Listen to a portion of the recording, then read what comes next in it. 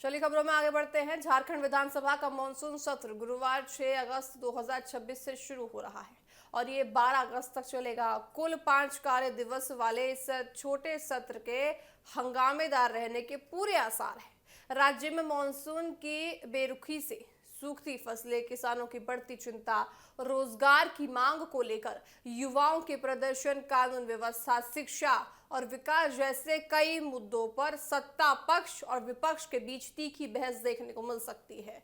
विपक्ष पहले ही संकेत दे चुका है कि वह सरकार की जनहित से जुड़े कई मामलों पर घेरने की रणनीति के साथ सदन में उतरेगा, जबकि सरकार अपनी योजनाओं और उपलब्धियों का पक्ष मजबूती से रखने की तैयारी में लगी हुई है। ऐसे में देखिए, सत्र शुरू होने से पहले विधानसभा अध्यक्ष रविंद्र नाथ की अध्यक्षता में स्पीकर कक्ष में सर्वदलीय बैठक आयोजित की गई। बैठक में मुख्यमंत्री हेमंत सोरेन, संसदीय कार्य मंत्री राधाकृष्ण किशोर, आपको बताएं नेता प्रतिपक्ष बाबूलाल भी शामिल, सभी विभिन्न दलों के विधायक शामिल हुए। आपको बताएं कि विधायक प्रदीप यादव, सुरेश पासवान, अनूप जयराम कुमार, साथ ही सभी कई जनप्रतिनिधि भी बैठक में शामिल होते हुए नजर आए। बैठक का उद्देश्य मानसून सत्र का संचालन शांतिपूर्ण, गरिमापूर्ण और सुचारू ढंग से सुनिश्चित करना था, ताकि सीमित समय से अधिक जनहित के मुद्दों पर चर्चा हो सके। ऐसे में देखिए, आप तस्वीरों में भी देख सकते हैं इस बैठक की तस्वीरें। विधानसभा अध्यक्ष आपको बताएं कि रविंद्र नाथ ने भी सभी राजनीतिक दलों से संसदीय परंपराओं और मर्यादा का पालन करने की अपील की है। उन्होंने कहा कि सत्र भले ही केवल 5 कार्य दिवस का हो, लेकिन ये जनता की समस्याओं और राज्य के महत्वपूर्ण विषयों पर चर्चा के लिए पर्याप्त अवसर प्रदान करता है। उन्होंने सभी सदस्यों से सकारात्मक सहयोग की अपेक्षा जताते हुए कहा कि सदन का समय हंगामे के बजाय जनहित के मुद्दों पर सार्थक बहस में लगाया जाना चाहिए। ऐसे में देखा जाएगा कि अपील कितनी मानी जाती है। इस बार के मॉनसून सत्र में अनुरूपक बजट सबसे महत्वपूर्ण विषयों में शामिल रहेगा। सरकार अतिरिक्त वित्तीय प्रावधानों से जुड़े प्रस्ताव सदन में रखेगी, जिन पर विस्तृत चर्चा होने की संभावना है। विपक्ष इन प्रस्तावों पर सरकार से जवाब मांग सकता है और वित्तीय प्रबंधन को लेकर सवाल उठ सकता है।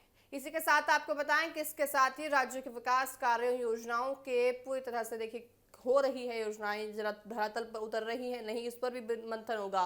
विभिन्न विभागों के कामकाज पर भी सदन में चर्चा होने की पूरी उम्मीद है।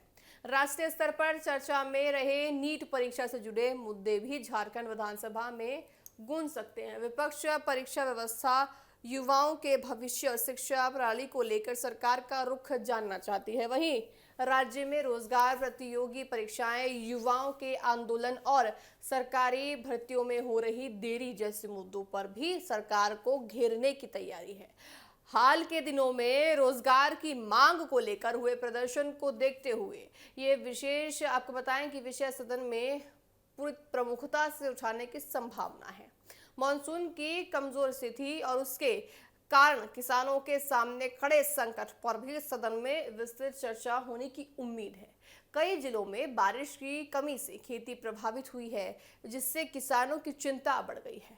विपक्ष सरकार से राहत, सिंचाई व्यवस्था, मुआवजा और कृषि सहायता को लेकर सवाल उठाता रहा है। सरकार की ओर से भी कृषि क्षेत्र में उठाए गए कदमों और राहत योजनाओं की जानकारी सदन में दी जा सकती है। तो ऐसे में देखिए, माना जा सकता है कि सरकार और विपक्ष आमने सामने बैठकर पूरी तरह से बात करेगी। राजनीतिक दृष्टि से भी ये सत्र महत्वपूर्ण माना जा रहा है, क्योंकि विपक्ष सरकार को कई मोर्चों पर घेरने की रणनीति बना चुका है। वहीं सरकार सीमित अवधि के इस सत्र में अपने विधायी और वित्तीय कार्यों को समय पर पूरा करने के साथ साथ विपक्ष के आरोपों का जवाब देने की तैयारी में है। ऐसे में 5 कार्य दिवस का ये छोटा सा सत्र राजनीतिक चक्रावती की बहस और महत्वपूर्ण निर्णयों का गवाह बन सकता है। राज्य की जनता की नजर अब इस बात पर रहेगी कि सीमित समय में विधानसभा में जनहित के मुद्दों पर कितनी गंभीर और सार्थक चर्चा हो पाती है या नहीं।